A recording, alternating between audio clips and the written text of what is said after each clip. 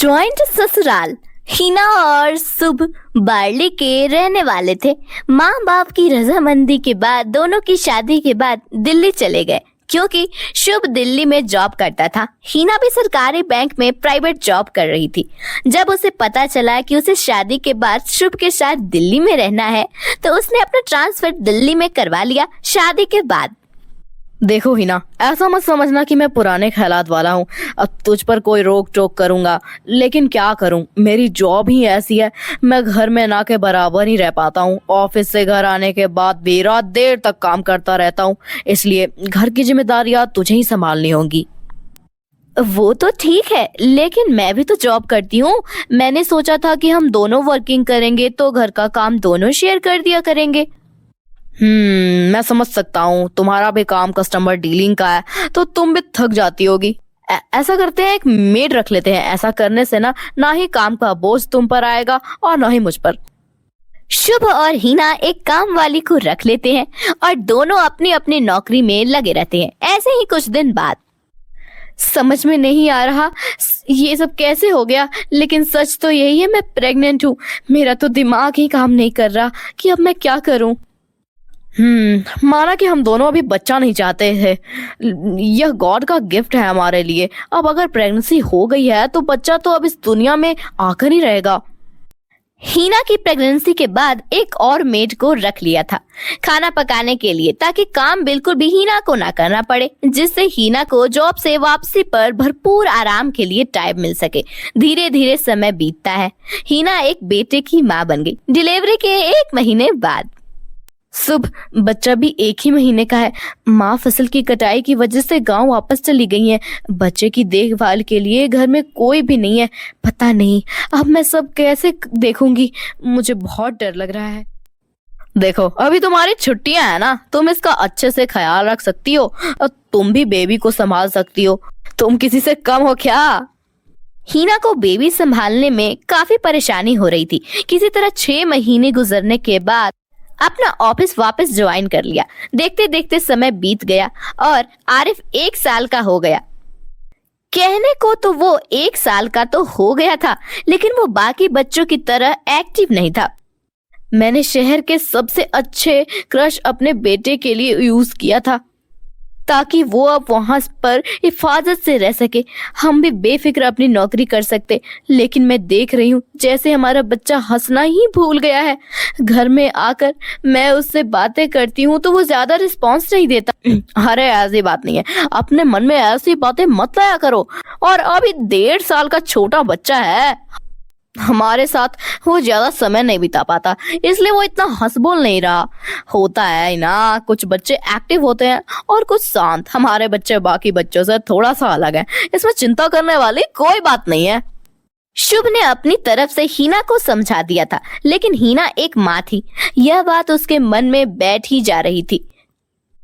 बढ़ती हुई उम्र के साथ उतना एक्टिव नहीं हो पा रहा। उसकी उम्र के बाकी बच्चे तो दौड़ने लगे थे, लेकिन वो अभी ठीक तरह से चल भी नहीं पा रहा था। एक दिन, अरे बेटे देखो, पापा कहाँ है? पापा पापा बोलो बेटा, पापा।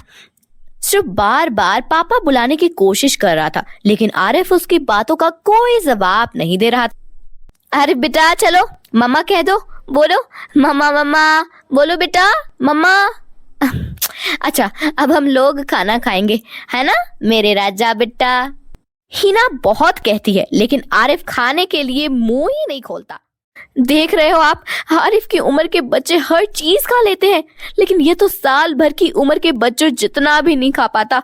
मैं क्या करूं, मुझे कुछ समझ में नहीं आता। ऑफिस के काम भी में मन भी नहीं लगता। सारा दिन आरिफ की ही चिंता सताती रहती है। हिना की बात सुनकर शुभ भी थोड़ी टेंशन में आ जाता है। हिना, मुझे ऐसा लगता है तुम ठीक कहती थी। हमारा बच्चा दूसरे बच्चों की तरह इतनी तेजी से ग्रो नहीं कर पा रहा है।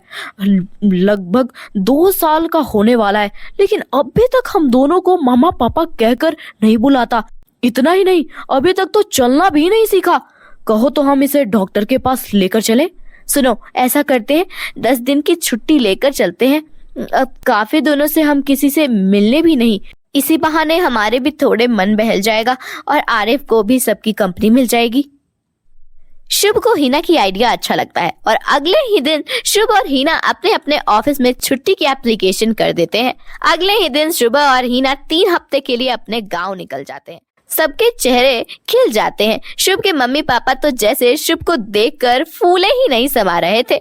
शुभ की एक बड़ी फैमिली थी जिसमें उसकी मम्मी पापा भैया और भाभी और उसके 2 बच्चे थे। जब से आरिफ गांव आया था तब से उसे किसी भी चीज की कहने की जरूरत नहीं पड़ती थी। भाइयों के दोनों बच्चे पूरा दिन आरिफ के आसपास घूमते रहते थे, उसके सामने तरह तरह के मुंह बनाते हैं और उसे हंसाने और खिलाने में कुछ न कुछ खिलाते भी रहते हैं। आरिफ भी उनके साथ हंसता खेलता बड़े आराम से खाना खा लेता। एक हफ्ते के बाद शुभ, आपने कुछ नोटिस किया? एक ही हफ्ते में आरिफ कितना चुस्त हो गया है। परिवार में वो सबके साथ रहकर बहुत खुश है।